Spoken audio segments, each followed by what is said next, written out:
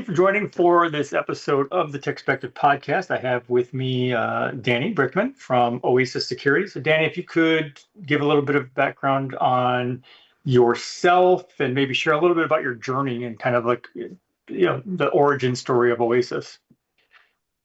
Tony, thank you very much for having me here. So the origins of the story. I think everything starts in an interesting position of being like 11 years as a hacker. Legitimate hacker, like working for the government. But I think my personal spark towards cyber started there. And like, obviously, many of the beautiful people that are right now building and helping establish Oasis are people that work together in the same places, in the same divisions. I think the most strongest driving force for us to being establishing Oasis is that all of the people are used to work on value, first of all, understanding how we enable, how do we create a positive impact on the organizations we're in. And honestly, when we started Oasis, there was like almost no idea that we wanted to go into the identity space and to actually disrupt it, which is today being disrupted very heavily with the agentic side. We'll get to that. Right. But I think the main purpose was to create a product, create a solution that not only security team can benefit of, but also a lot of the organizations and like people in the business can benefit from. I'll tell you a little secret here. I was a hacker. I hated every security tool out there, but I loved the IDPs because and the SSOs and the MFAs because they simplify the life of onboarding people. Okay. Yeah, I mean, there's a whole side thing there. Like the number of founders I've talked to who were like former, military security, former intelligence, former, whatever, and then went into the cybersecurity space. I've had the conversation over the years of that I feel like that's somewhat encouraging. The fact that you did what you did on the attacker side, and yet you're still optimistic enough to think that a cybersecurity company can help is promising for us. With that, so let's talk about identity some. So on the one hand, one of the things that I've said in previous podcasts, many conversations I've had in the last year or two have revolved around identity, even from companies that aren't focused on identity. I think there's general consensus that identity is essentially the front line for security. And one of the other sort of takeaways from that, and that I think that I keep trying to reiterate because I think a lot of people don't really understand, is the general population thinks of identity as I'm Tony Bradley, I have a login for Zoom, I have a login for my PC, I've got a login for Facebook, whatever, like those are my credentials.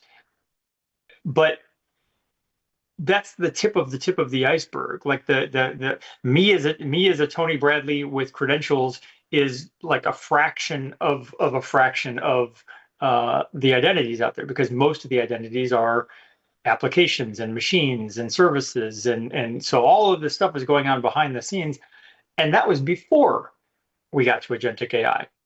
That was just regular, machines talking to machines the old-fashioned way. And now we've got agentic AI. So the vast majority, I mean, I don't know the percentage off the top of my head, maybe you have a number. The vast majority of identities out there are non-human identities. So for those, new to the concept or kind of playing off of what I just said, how would you explain a non-human identity and why that matters? I had this one day I was in San Francisco and I was trying to think how to explain that problem, like to a thing that me and you or like anyone else can understand, right? And as I was thinking about it, I was holding the key card to my hotel. Now, this key card to the hotel didn't have the name Danny Brickman on it. It was just like configured to allow me access to my room 20F or whatever room it was. I don't remember, honestly. And then I thought to myself, wait a second, if I'm giving this key to someone else, is like the name on the card will be his name, or it will be just the access to the room. And then I realized that the whole concept that we were used to, as you were mentioning, to like identity being describing Tony or describing Danny, is irrelevant in the world we're living in, right? Today, like for example, a workload or like a SaaS application or even our Google Drive is connecting to sources using those keycards, which are not even identities in that case. But they're not accountable for that. They're not accountable for that key being lost, right? If it's lost, it's not the workload's problem, right? So whose problem it is? It suddenly became the problem of the organization because there's nobody there like to say like, oh, it's mine, right? And I think that's kind of like the notion that led me also to the following insight is that once you're not accountable for that, and this key card can be used by multiple people all the time, do you feel safe leaving things in your room, right? No, not necessarily, unless you know and you trust it. And Right. that's kind of the thing that like change the perspective and changes around us. The machines today are leveraging entitlements and keycards. Yeah. They're not stuff on identity. Fair. I mean, I think that's a good analogy. And we spent, I don't know, 5 years, at least 10 years beating the drum of two-factor and multi-factor authentication for human identities, and I've got pass keys, I've got SMS codes, I've got, whatever, like there's always some, it's got to email me a code. There's always something where they're like, hey, we need another factor here for you to prove that you're you. Yeah. And that makes sense for a human. I mean, it's at least one other hurdle for an attacker to have to get through. I mean, it hasn't happened in a while, but every once in a while I'll get a surge of, I'll just get notifications like from Facebook saying, hey, here's your password reset pin, and I didn't ask for a password reset pin. And it's like, all right, so I'm glad it's there for those instances. That said, again, and let's just say it's 99%. I think that's actually generous in terms of the giving 1% to humans. If 99% of the identities out there are machine to machine and application to machine and service to application, etc., those can't do multi-factor authentication. So, like, how do we deal with that? How does Oasis deal with that? That's a beautiful question, and I'll take usage here of a little bit of my personal experience. I started a career as a reverse engineer. I'm seeing a few books behind you that I know pretty well, and the whole notion is just like, okay, what is the desired state we want to get to, and now reverse engineer and figure out like how we can get there, right? That's the whole notion of like reverse engineering in general. And if you look at that, you're saying like, okay, I have those keys, I have those secrets, I want to put limits on them, I want to rotate, I want to make sure that the hygiene is correct on them, right? How do I do that? I'm going back to the source and understanding like what is the missing pieces for me to do that simply, right? So what Oasis is doing, first of all, is finding them, right? Like highlighting that. The second piece is giving you all the context and information that is required to act upon that. The context of information key can be Danny is responsible for that key card, right? And then he can perform the actions needed in the future. And those are the actions that we need to make, right? So this is kind of like the first step. Now, when organizations need to deal with that at scale, they don't want you to do it manually. They want you to do it automatically. So the following step is introducing orchestration and automation layers that take us through the lifecycle management of those accounts, right? So rotation, like restricting the permissions, decommissioning if it's not in use, identifying abnormal usage of those key cards and blocking it. All of that needs to happen automatically. And this is like the second step that Oasis is stepping into, right? And the third step is actually making sure that those key cards are being created from its origin in the right way with the policies in mind. This is basically the basics of what we're addressing. So we're building the source of truth and we're taking it to the remediation. Okay. You have the new like Oasis AAM. I believe it's agentic access management. which I assume incorporates, what you were just talking about. Like, so how is that going to help enhance governance and security for AI agents? And I will say too, it, the whole conversation is very interesting to me, but like it seems like every single conversation I have these days is about AI agents from some perspective. Like some are about how to use the AI agents and all the promise and productivity gains we can have with the AI agents. And then it's, well, how do we secure the AI agents? And then it's, well, how do we use AI agents for security? It's like, so all these different angles. And on the one hand, I think it starts to sound like if you just read the headlines of like what I've written in the last 2-3 months, it it starts to look like it's all one subject. Like all I write about is AI agents, and it's like, well, yes, but they're nuanced conversations. Like they're different perspectives on AI agents, and so it's like, and that's on me to figure out how to make that new and different and explain why that's different for the reader or the listener or whatever. Anyway, a very long-winded way of just but yeah, just like so tell me about Oasis AAM. Look, I think, but you're touching a very important subject here that I think it creates a lot of excitement from one angle, but it's also a lot of confusion. Like, what are we doing with the agentic side? I just want to share a perspective on the agentic revolution we're confronting right now, or like even like getting a lot of value of. The agentic revolution is not an infrastructural revolution. It's not a better cloud adoption. It's better infrastructure. Like it's not compliant to the Moore's law that we used to be living in. It complied to the idea, like the pace of an idea law, right? So today, what is AI? What is the agentic revolution? People say like, yeah, it's for replacing people. Honestly, first of all, it's just to expediting the flow from an idea to like real solution, real products in front of us, right? This is all it is, right?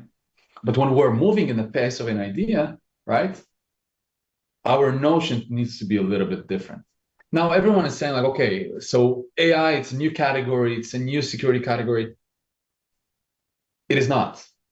It's an evolution of the existing categories we have in front of us. Those agents need to access. Okay, it's the identity and access needs to like go through this evolution as well. Those are agents are accessing data.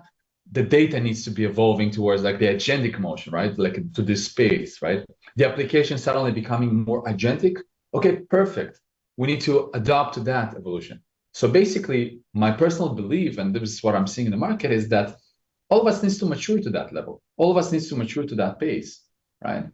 Now, where Oasis is playing, basically, it's on the security side of things. Because if you're asking today a security leader in the organization, what do you care about when it comes to the agentic revolution? Their answer is like that they don't do anything funky with my data or resources, right? Yeah. That's what they say.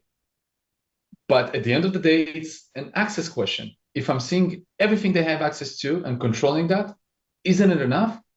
And the answer is like 10 out of 10. Yes, that's enough. That's all I want to know. And this is where Oasis stepped in and understood like, wait a second. We have the full ability to control non-human identities, and we have the ability to control the life cycle of those, including the provisioning, creating just-in-time solutions, policy-based solutions on top of that. We can actually apply all those mechanisms that we build with organizations to agents. And today, basically with Oasis, agents can seamlessly access to resources, streamlining this whole process of like allowing and enabling that access, but in a secured way, in a way that like has the policies complied on top of that, that has just-in-time practices in it, scoping practices for permissions, everything that a security leader will want. But there's another caveat to that. It's everything that even in business wants, because it streamlines the provisioning of agents from minutes, hours to milliseconds. And this is what the concept of AAM is. Okay. What was my thought? The I was gonna say like something you said made me think about this thing I read recently that talked about the AI bubble, and I have to go find it because I wanted to kind of dive into it more and read more about it. But at a high level, they basically was saying, okay, like, whether you see all this hype about the AI bubble, um, and whoever wrote it, what they pointed out though, like, we've been through bubbles. We had the dot-com bubble and yada yada, and it's like, okay, what people need to understand is, like, let's say the AI bubble pops. That doesn't mean AI goes away. Like, when the dot-com bubble popped, the web didn't disappear. Like, the framework is still going to be there, and like, and there are a lot of good things that were still developed, that it just took some time to kind of get its traction and find and find its groove. And AI is probably the same way. Like, there probably will be a bubble burst from the investment standpoint. Like, I feel like the amount of dollars being tossed around, feels unsustainable, and that will have a real world impact on AI development and jobs and economies and people. But AI will continue. Like, AI existed before this AI bubble, and it will continue to exist after this AI bubble. And I think if we peel the layers back and we look at it from that perspective, and we say, okay, look, what are the things that are actually useful and valid about AI? Like, those will continue. And to me, there's definitely some concerning things, some things that you need to be worried about, when it comes to agentic AI, like you just talked about, like when, like, well, what do you really want? You want to make sure it's not doing something funky with your data or your network or whatever. And that also was my thought when I watched, when I watch the OpenAIs and the Googles of the world do their demos of, like, how great their AI tools are.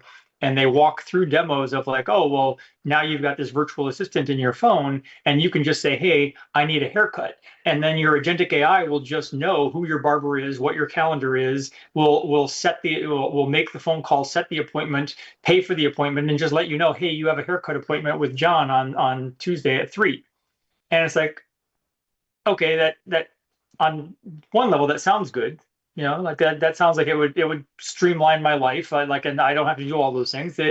But also, you're asking me to give a lot of trust to this AI agent to access my calendar and access my contacts and access my bank account and whatever else. And it's like, I think we'll get there, but we're not there now. I'm not giving any agent access to all that stuff right now.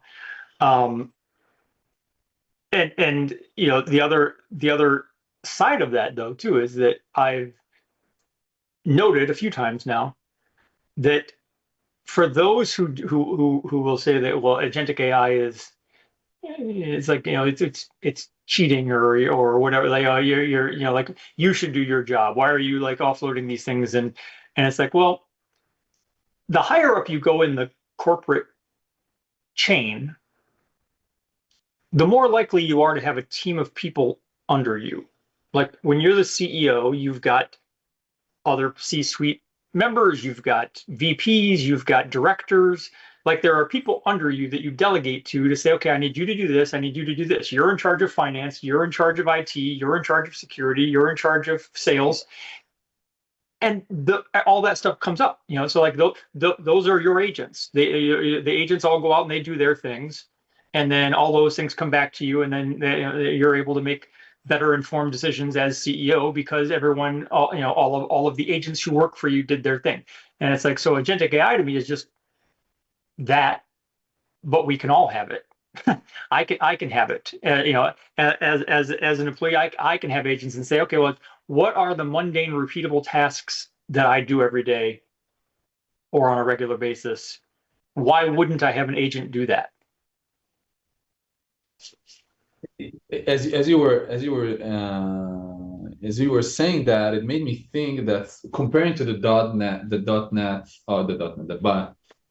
back in the days, right? The 2000 burst of like the bubble, right? The dot-com one. So the difference was like pretty dramatic, right? But back then it was like the same excitement, like, oh my God, we're like opening up the world to access. But the practice of that was held in the hands of few. It wasn't that my grandmother could use that revolution for her perfect, like her needs or like anything she needed. It wasn't that, right? Today everyone can use it. And I think the credit, like generally, you're totally right. There will be a correction. Like it's like everything is basically at the end of lines, but the credit that has been given to this revolution, it's much bigger than what we've seen before. This is one, and it's moving faster than before, right? Like everything, like into people saying like being not keeping up with the pace is the right pace to take, right? It's as weird as it sounds, like it makes sense because it's like it moves so fast, right? And I think right now, from what I'm seeing personally in front of us, is that organizations that are actually understanding that agility and able to act upon that agility will survive, right? But we do also see a lot of organizations that are not able to adopt to this like agility mode, right? This fast pace. It's not that it will replace necessarily people, right? But it will replace the pace because everyone wants to be competitive. And suddenly organizations are working in a different pace. So will it collapse? I don't think it will collapse. There will be a correction back to the market that we're seeing. But I think it's kind of like this, it's such an exciting time to be alive. Honestly, I'm saying like even for us, Oasis, right? This whole like revolution like caught us like an expedite a lot of things. We're a small startup. But even for us, it was just like, hey, we need to change paradigms. We need to change how we're working. We need to change what is our emotions, right? And all of that was actually not an easy task for an organization. For me personally, even as a CEO, right? Like, hey, we're doing changes and we're changing it every 2 weeks, right? Which required us to think across the board. How do we manage things, right? And if I'll summarize that, like it's like we need to learn how to be comfortable in that chaos, comfortable in this uncertainty. Like we don't know what's going to happen in a month. We don't know, but we still need to work. It's like planning is everything, plans are nothing. This is like the famous quote, right? That's what we need to adopt right now in this revolution. Yeah, well, and I'm taking us on an off-topic tangent now, but I also do feel like like you said at the beginning about the conversation that is out there about well, agentic AI is going to steal everyone's jobs, and certainly that conversation goes there. Like, I mean, yeah, Amazon a couple weeks ago said something about replacing 600,000 people over the next 10 years or something with robots and agents.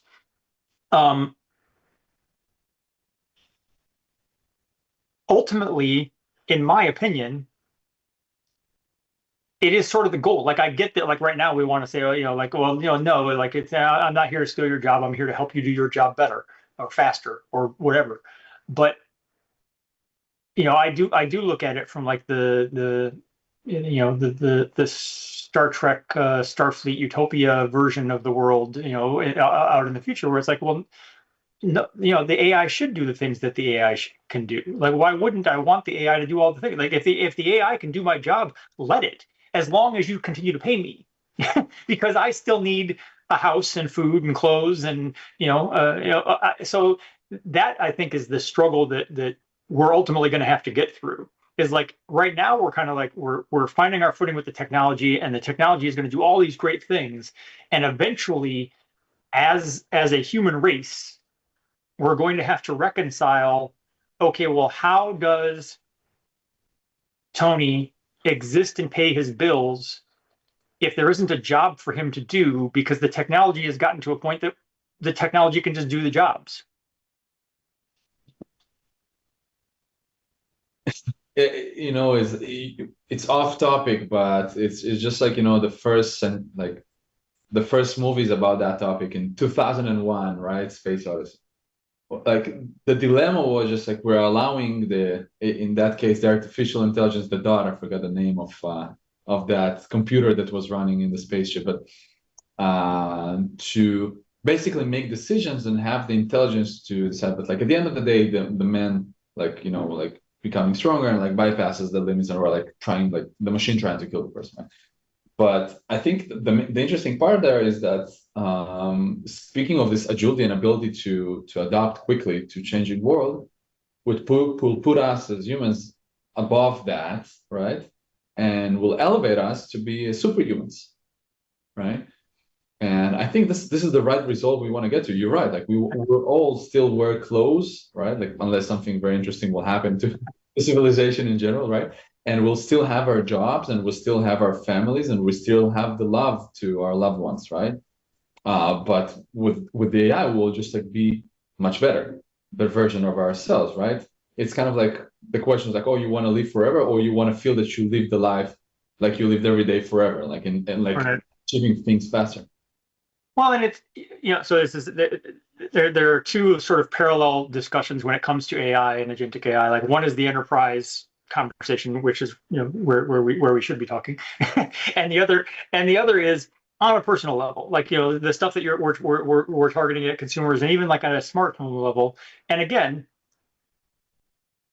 those things do require a level of trust, like whether it's Google Home stuff, Apple Home stuff, or whatever. Like you have to grant it access to these things. But like I have Nest cameras and Nest thermostats and Apple Home HomePod speakers and stuff. I have all these things so that I can automate various aspects of my life. I can control things from wherever. And I don't like this doesn't like widely exist still, but I remember like 15 years ago reading about, I want to say it was Bill Gates, and it might have just been completely made up, but basically saying that his house had this sort of like Star Trek style technology of like it knows when you walk into a room, and it would change the lighting to what you wanted, and it would change the mood music to what you wanted, change the temperature of the room to what you wanted, and then when you leave the room it can just reset back to normal because you're not there anymore. And then if you have your home and it's that high tech, you can even set it with hierarchies that say, okay, well, if Tony walks into a room, set it to his lighting and his music and his whatever. And then, but if Danny walks into the room, Danny trumps Tony, change it to Danny's settings. Those kind of things. But it all comes back to trust. And I've made those arguments with all of the various aspects of like a smartphone. It's like, yes, it can do a lot of great things, but like you do have to be willing to give it access. It has to, if you want it to tell you, if you want it to be able to proactively tell you that there's a storm coming, you have to let it know where you are. Exactly. And you can opt not to do that. You can opt to say, you know what, I value my privacy. I don't trust Apple or Google with my location, so I'm not going to share that information. But then you lose out on the advantage of that technology. So there you have to trust in order to get there. So I'm going to use that as my springboard to get us back to where we should be. And let's talk about this agentic access management framework that Oasis is developed with Sequoia. So like, because my segue is this trust. Like I think something like the framework is what allows us to have like we have to be able to understand like, well, what are the agents doing and what kind of control do I have over the agents in order to feel confident handing over power to the agents. So walk me through that. And I think you said something very beautiful there. Like in a very, very near future, maybe already, the value of agents will be dictated by the access we give them. Because they will quickly outsmart the value like that we need, right? And then like I'm giving him an access to, therefore I'm getting a value of, right? Which is such a beautiful model, but like, there is no cheese, there is no free cheese, right? There is always like a price you need to pay, right? And you're opening up the doors for like problems, right? Now, I think the framework mission is to become an agnostic way of every leader, every practitioner in the industry to contribute to what is right and what is wrong, right? What should be done, what should not be done, what are the caveats, what are the conditions, for things to happen, right? Like, for example, right? Is it okay that we're giving an agent more permissions than the person creating that agent? Is it okay or not? In some cases, maybe it is, right? If like you want the agent to be exposed to some private information that like the human is not exposed to, right? In some cases, not, right? Like, for example, I don't want to allow my agent to have an access to everyone's calendar, although I have an access to like multiple calendars, because I don't want them to do funky things, as I was mentioning before, on my behalf. So the question will become like, okay, how do we create a framework that we trust? And this framework, the mission of that framework is not to be, like version number one for 10 years, and this is what we're doing. It needs to be a breathable one, right? Because the world's changing fast, and the framework needs to be breathable one. Therefore, like, it will be very open to the public to contribute to that and to change that. But our mission is just like, in a very selfish Oasis way, is to gather information from the broader public, broader people. Many people have ideas and many people have thoughts. How they want their agentic framework to be implemented. We want to hear it. And there's no right or wrong. There's like multiples. So that's kind of like where this idea sparked from. And hopefully, like right now already we have multiple big leaders from the industry participating in that, and many practitioners, and we're looking to expand that more and more. Okay. Well, one of the things that's come up more often now, and now that we're talking more and more about agents at the enterprise level, is the idea of agents as basically as digital employees. And anyone who listens to my podcast regularly, all four of them, will know that I keep saying this. Like I sound like a broken record because I keep saying the same thing over and over again. But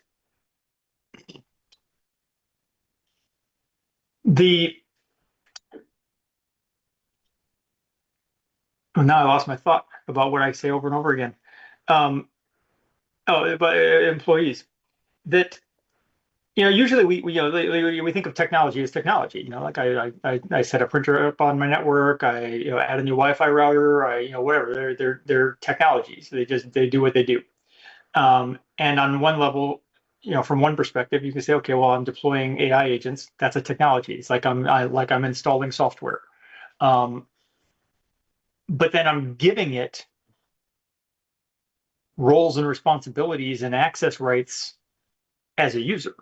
And so it's like, well, yes, it's a technology, but I have to look at it like a user because I'm letting it do things like a user. Like, and kind of going back to my thing about how me using AI agents is like an executive having a team of people under him.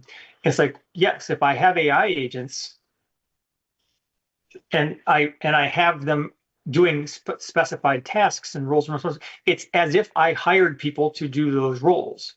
And should be treated as such, where I think it becomes, where the challenge comes from really is the scale and speed, is with the whole thing with AI. It's like, it's the advantage, it's the benefit of AI, but it's also the challenge from a security perspective in that, if I hire John and I say, John, your job is to go out and do this research for me and come back to me and let me know what you find. And then I need, whatever. John's going to do that at human speed. If I assign an AI agent, it could screw up a whole bunch of stuff before I know about it. Exactly. And so that's a challenge. So like, we want the AI to help us. We want the AI to streamline productivity. We want the AI to unlock new innovations.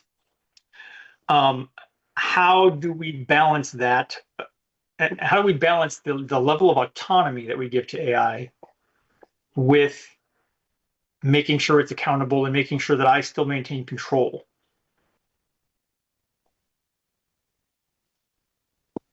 The word for that is scoping the mission that you want to do, right? So to your analogy before, and like the analogy that I had in my mind, when you're delegating an agent to do a process for yourself, it's just like to give your kid a knife to cut a salad, right? Who's responsible for him cutting the finger right now? God forbid, right? You are, right? Because like you gave him like the ability and the permissions to do those things, which like from one angle can do an amazing thing, create a salad, right? From the other angle can do like dangerous things, right? That we don't know. So the point is that like always to have in mind that when we're working with agents, we need to scope them as good as we can, right? To scope them for a specific task, to give them permission only on what we need, or like to give it protection mechanisms that something funky cannot happen, right? So, for example, if I want, we need to be smart, right? If I want the agent to go over a database and give me just like read the lines and give me a summary of what I'm seeing in the database, I don't need to give him write or delete permissions, right? It's just like he needs only read permissions over this database. Right. But it's a question of scoping. And this scoping, the intent-based scoping, I think this is the foundations of how we need to think about agents replacing our emotions, right? Because then, even if something happening, it's happening in the scope of what we determined. Which for us, by the way, as human beings, it's not that natural to scope things, right? We're usually just like, hey, can you do this for me, please? Or can you do that, right? We're not saying like, can you do this with those permissions and that's it, right? So that's kind of like the mentality that I think we need to adopt. Well, the responsibility part I think is interesting. So yes, if I give a child a knife and say cut the salad, it's like, okay, well, I don't get to just wash my hands of that and be like, I don't know, he cut his finger off. What do you want me to do about it? Exactly. And I think the same thing is theoretically true of a human team. That I mean, at least of a good leader. Like if I'm the leader of the team and I have people working for me and I delegate them to do something and that blows up on us, I should still take responsibility. I'm the one that directed the agent to do that, or the human in this case. I said, yeah, go do this. Now, in practice, in a lot of companies, I think that guy is going to be the lamb that goes to slaughter on that one and be like, oh, sorry, too bad, you're not on the team anymore. But ultimately, really, it should be the leader. Like I'm the one calling the shots. And that's also true of the AI agents. I'm the one calling the shots, and that responsibility should flow back to me.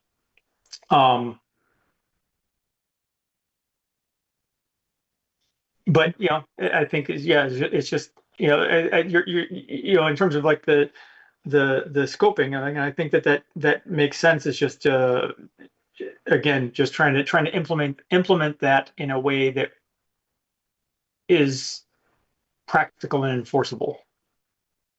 100%, 100%. But like even in the leadership model that we have and know today, when you're like delegating to your team members to do something, and there's also like a simple level of accountability in the people themselves before it gets to you. Of course, you're accountable for that, right? But the person that did a mistake, like there was a very famous story like a few weeks ago when like they give an agent to do like again the same thing about databases, and it's like, oh, and I'm sorry, I deleted all the database, right? Yes. Well, that one is that. So there's that famous instance. The other one that comes to mind is I forget which airline it was, but there's an airline that they've got an AI chat bot, and someone had a conversation with the AI chat bot, and the AI chat bot told them that like, okay, well, blah blah blah. In this circumstance, we won't charge you for this, and it'll just be like $99 or whatever. And then it ended up being like way more than that. And he fought them on that and said, well, no, it literally says right here that it's going to cost this. And they were like, oh, well, that was just the AI. That's not us. And the legal system said, like you made the AI agent your proxy. You don't get to wash your hands of what the AI agent says. Exactly. And that's exactly right. And it's like we cannot just like, oh, it's not me, or like as you said, like the kid cut his finger, like he cut his finger, not me. Like what how am I responsible for that, right? Well, it's not. It's like and reality is that like, and even if it's not right now legally enforced, it will be legally enforced. That like someone needs to be accountable for their actions, right? So that's kind of like the perspective. And again, I do still think that like people will be a very important part of that, of solving those problems, right? A person wouldn't come to you and say like, I I'm sorry, I deleted the whole database. Sorry, man. Right? Like he will be accountable. Like he will try to find a solution, right? He will understand that it did something not good because like the whole system that we're used to working like is working on the common sense of people, right? So the common sense of people is leading us to like sometimes in weird position or weird situations, but like unexpected ones to act in the right way because we learn from completely different matters, right? Like so it doesn't necessarily it was the first time that he deleted a database, but it wasn't the first time that like he did a mistake in the organization and he knows how to act. He has the values of the system. We didn't incorporate values into agents yet, right? And that's kind of like the discussion where we're like saying, right, let's in the meantime put the in a scope that they're belonging. Yeah. Well, and I think there's a little bit of there's going to be a learning curve of understanding that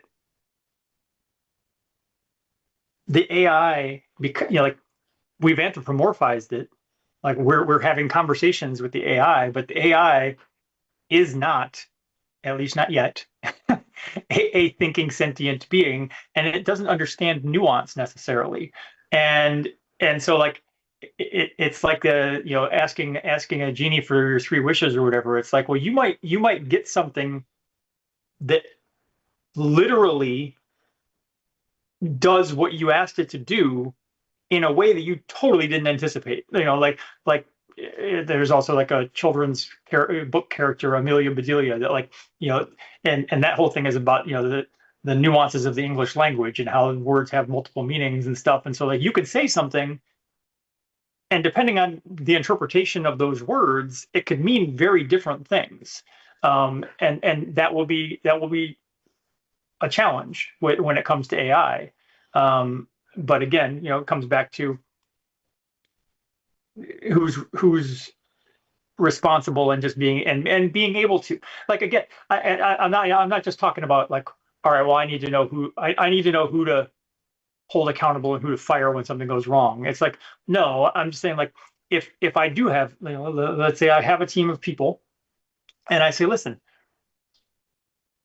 we can streamline our productivity and we can be more creative and get more done if we embrace AI and use AI agents for these things. I want you to use AI agents to do these things, which a lot of companies are doing. I mean, I saw a thing yesterday about, I don't know if the company was named. Someone talked about there basically being like a Gestapo sort of thing going on inside the company where like people were like outing each other for not using AI, like, and that's like a fireable offense now at some companies. Like, well, hey, Oh, wow. John's not using AI, got to fire him. But if I do tell John to use AI and I want to hold him accountable for using AI and what that AI does, I do need to make sure that I've also given John the proper training and given him the tools to be able to properly manage that AI. Like I can't hold him accountable for the outcome if I don't give him the training and tools to manage that outcome. 100%. And it's this and also explaining to him like how to do that work. Like so like explaining what is the risk or what are the mistakes that he can be doing with that. Because it gets all of us super excited, right? And there's like also another question that like sits in my brain for like the last few months. AI is not helping us with diversity. AI is answering what you want to hear. And some of the things are fact. Some of the things are interpreted for your thinking and your ability to listen, right? So ChatGPT, you want him to be very simply answering your questions, right? But then wait a second, what about diversity? People thinking about it in a very different way, right? When you're like ChatGPT is interpreting news right now, he's interpreting news for you to hear that news. You're touching on something that's a whole separate. I need to hit reset and we record a whole second podcast episode just on, because I just had this epiphany yesterday where I was like, yes, the problem I think is there's one level of problem of what I was just talking about, where like the AI doesn't necessarily understand nuance, and so you've got to work through that. The other problem, which is probably a bigger problem, is that the tools out there right now are this like Frankenstein mashup of like social media algorithm too. Exactly. they're trying to tell you what you want to hear. And I'm like, I want you to tell me what's right. I don't want you to tell me what I want to hear. I want you to tell me the right answer. Challenge me, tell me I'm wrong. Tell me my question was not positioned in, like, for some people, this question could not be positioned in the same way as you positioned that question, right? Because X, Y, and Z. Interesting, right? But it's not designed that way today. Right, and I think that's going to be a huge problem. It's a huge problem. And there was a South Park episode that focused on using ChatGPT that kind of focused on that. It's like, yes, I mean ChatGPT, and I will say in ChatGPT's defense, there are settings for that. Like you can go in and configure like how you want it to respond, and like you can change the nuance of the like how direct you want it to be, or do you want it to be patronizing?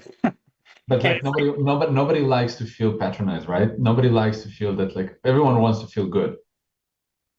And that's kind of the trap here. Like we were used to, as a civilization, to work in the rules that, like, there is feedback loop, there is like pushbacks, there is like misalignments. But I mean, taking it away from AI, I mean, I had this conversation 2 years ago, just about, actually even more maybe. It was like basically post-pandemic, there was the whole push of, oh, well, do your own research. And I had someone, a friend of mine on the podcast, and we talked about that. And I said, well, first of all, what does that even mean? Like if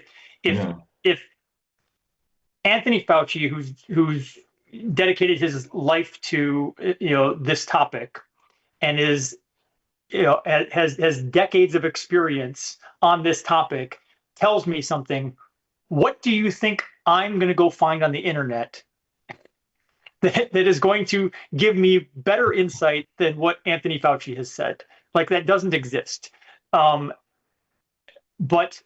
the challenge, I said, is like, even if we assume for a second that was remotely possible for you to do your own research on, vaccines, or to do your own research on whatever, the problem then becomes, my research is different than your research. If I Google, I'm going to get a set of results that Google thinks I want to see. And if you Google the exact same query, you're going to get a different set of results that Google thinks that you want to see. Therefore, our research is completely invalid. You cannot do your own research. That's 100% true.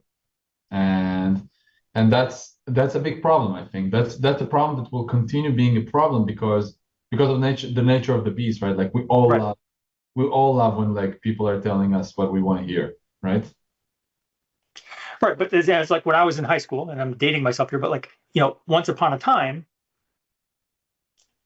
the Encyclopedia Britannica in the shelf, in the library on the shelf, was the source of truth. That's true. We all had the exact same Encyclopedia Britannica to refer to, and so we could all agree, like, you didn't have to debate it. We could just open the book and we could say, okay, we're going to look at page 10. We both see what's on page 10. That's the answer. But now, if you get one result and I get one result, and John gets a different result, and it's like, well, how do we decide which result is the right result? It's and a question that, like, forever was like, like in a debate, will be like even more in the debate right now. So I don't think we have a resolution for that. It's just like the social media problem that we have, right? Like it will be just like on steroids over here. Yeah. Well, right. I mean, so yeah, I mean, just bringing it back to AI, like, yes, I think honestly, I just had the epiphany yesterday. I haven't really, it's a scary thought, and I haven't really gone down that rabbit hole totally, but yeah, I was like, that actually seems like a much bigger problem than any of the problems we're talking about. 100%. 100%. It's funny why this problem even came to me, to my realization, which I was chatting with a friend about, like, one of the world conflicts, right? And we both wrote the same question of, like, hey, what is the percentage of, like, this? And we got different answers. Like, the facts were the same. But how it was articulated, how it was positioned was very different. And I said, like, oh my God, I'm scared right now. Like, I'm consuming ChatGPT information on a daily basis. Right, but it's part of that same social media self-reinforcing echo chamber. Exactly. So all right, well let's bring this back and as we try to kind of come towards the end of this, but I guess I've got I've got two questions. Let's just start with, what would you say companies should do now, today, to try to get ahead of any of this and make sure that their AI projects don't just become a risk down the road? First of all, they need to see what they don't see today, right? Like it's just like riding a car when there's a fog outside, right? You first of all need to remove the fog. You need to see what in front of you so you can ride past it, right? Or at least at the pace that like the organization is expecting. Because right now what we're hearing is like innovate first, secure later, right? Which is a very, very like me and you will live through like different periods of time when those kind of statements were said.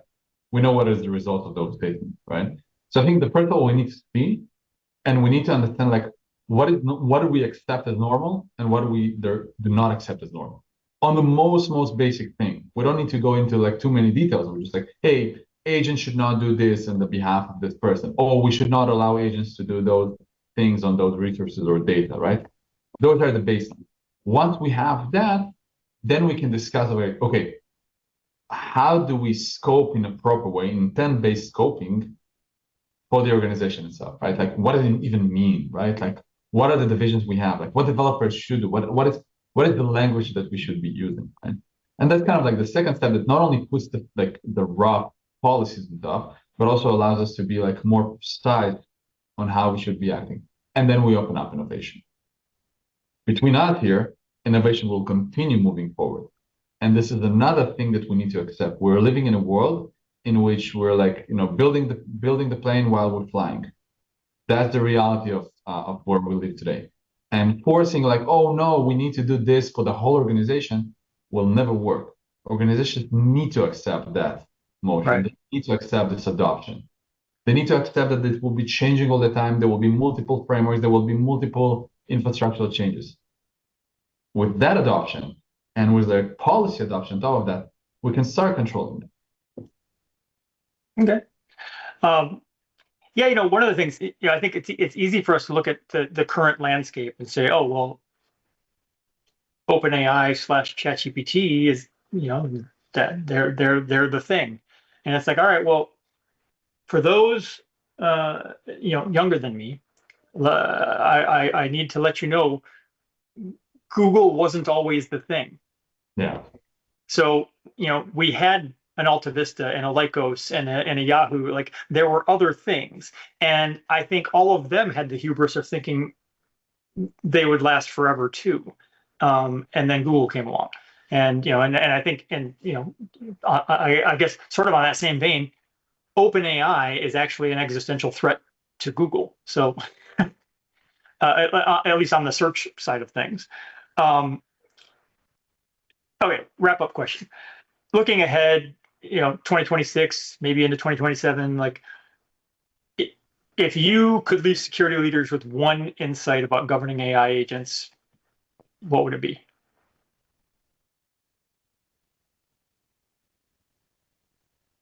Focusing on maturing your existing programs.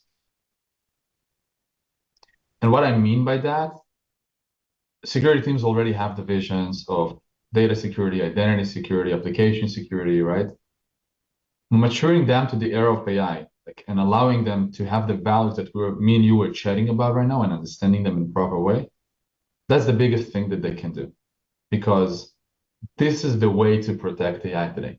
Across the board, maturing everyone there, right? And I think this is by itself, before even speaking about tools, solutions, anything around that will allow the organization to move at the pace that it's used to do without like losing all the great like corporate information and like corporate knowledge that we built through the years. Awesome. All right.